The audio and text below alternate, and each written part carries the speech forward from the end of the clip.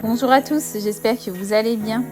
L'affaire de sorcellerie de Carla Moreau envers les Marseillais continue. Et hier soir, Magali Berda était l'invitée de Touche pas à mon poste et a expliqué toute l'affaire. Elle a expliqué que dans les audios, on entend bien la voix de Carla, mais que Carla a été forcée à faire ses audios par la voyante. Elle a également expliqué que Carla avait déposé une plainte contre cette même voyante. Suite au passage de Magali Berda dans TPMP, Nabil nous en dit un peu plus sur cette voyante et nous affirme que la mère de Carla avait déjà déposé plainte début février et que la voyante a fait ça par vengeance. Je vous laisse écouter Nabil et n'hésitez pas à réagir en commentaire.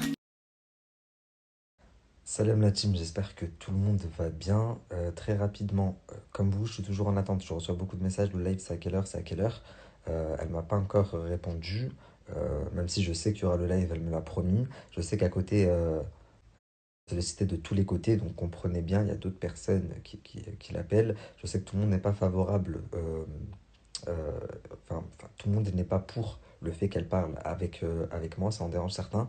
Mais voilà, ce que je peux vous dire et que j'ai appris, mais que de toute façon, on en reviendra je reviendrai dessus sur le live, c'est que donc j'ai appris tout à l'heure qu'apparemment Carla avait porté plainte samedi. Il faut savoir qu'il y avait une plainte de déposée bien avant, mais de la part de Carla. Et ça, je vous le dis, pareil, c'est de source sûre. 3 février, les amis, écoutez bien parce que l'histoire, elle m'a fait un petit peu froid dans le dos, à moi et à ma femme, quand elle nous l'a raconté tout à l'heure. Donc, Wardan nous explique que le 3 février, Danae et sa fille étaient interpellés par le commissariat de police. Donc ils sont partis à leur domicile, ils ont perquisitionné la maison et ils ont pris l'ordinateur, tablette, enfin tout ce qu'ils ont trouvé. Suite à ça, Danae et sa fille ont été placés en garde à vue pour une durée de 36 et c'est véridique. C'est la maman de Carla qui avait déposé plainte. Carla, à ce moment-là, était à Dubaï. Elle est en tournage, il me semble. Donc, quand j'entends tout à l'heure que Carla a porté plainte seulement samedi, peut-être que elle, Carla, en son propre nom, a porté plainte seulement samedi, mais la mère de Carla avait déjà porté plainte, puisque le 3 février, Danae était en garde à vue. Apparemment, de ce que me dit Warda, puisque c'est le témoignage de Warda qui est au milieu de cette histoire et qui, je pense, du coup, est bien placé pour savoir ce qu'il en est. euh, En sortant de la garde à vue, Danae a chopé un petit peu le seum contre Carla, et étant donné que Marc lui avait déjà contacté Danae pour en savoir un peu plus, puisque avait apporté son témoignage et avait expliqué ce qui se passait un petit peu à Marc, bah pour se venger, Danae a envoyé certaines vidéos où on entend la voix de Carla, etc. Donc ça, c'est véridiquement ce qui s'est passé. Donc hier, dans TPMP, quand ils ont dit oui, elle est soumise au secret professionnel, c'est pas elle qui a envoyé aux blogueurs les audios, c'est quelqu'un sous clé USB. Non, c'est pas vrai.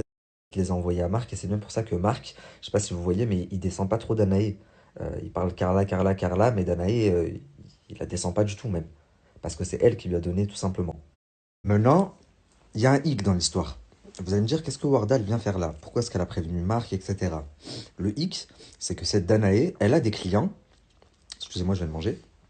Elle a des clients comme Carla, des gens un peu dans le showbiz et tout.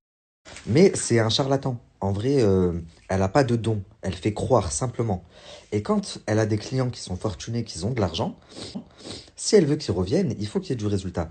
Donc, elle fait appel à cette Warda. Elle fait même très souvent appel à cette Warda pour des travaux. Sauf que cette Warda, elle enregistre tout. Donc, tout ce que je vous dis, en fait, là, il y en a la preuve. Le fait qu'elle était en garde à vue, vous allez voir, puisque Warda va vous mettre toutes les vidéos, tous les audios, et maintenant, vous la connaissez, la voix de Danae.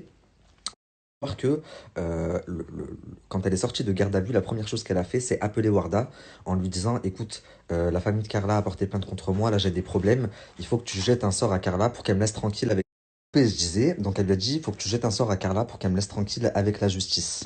Et Warda lui a fait croire qu'elle l'avait fait.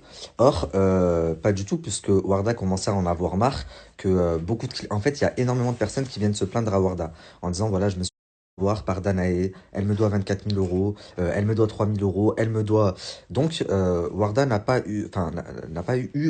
ressenti l'envie d'aider cette Danae. Elle lui a dit, reste dans... Vous savez, c'est quoi le pire, le truc qui m'a fait froid un petit peu dans le dos? C'est que, et vous allez le voir, parce qu'elle a toutes les consultations et elle compte les rendre publiques. Donc vous allez tout voir.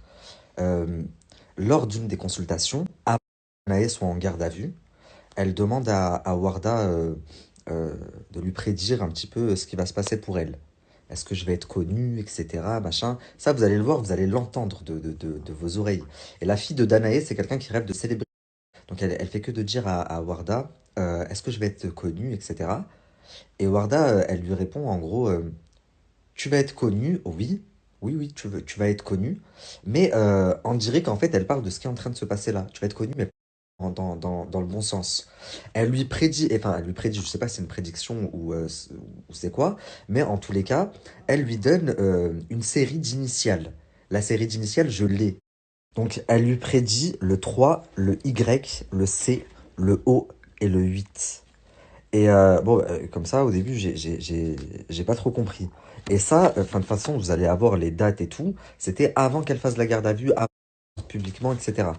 Et donc, qu'est-ce que c'est le 3, le Y, le C, le O et le 8? Elle m'explique que le 3, donc, elle a été placée en garde à vue, elle et sa fille. Ça n'était pas encore passé quand elle lui avait donné cette série d'initiales et de chiffres.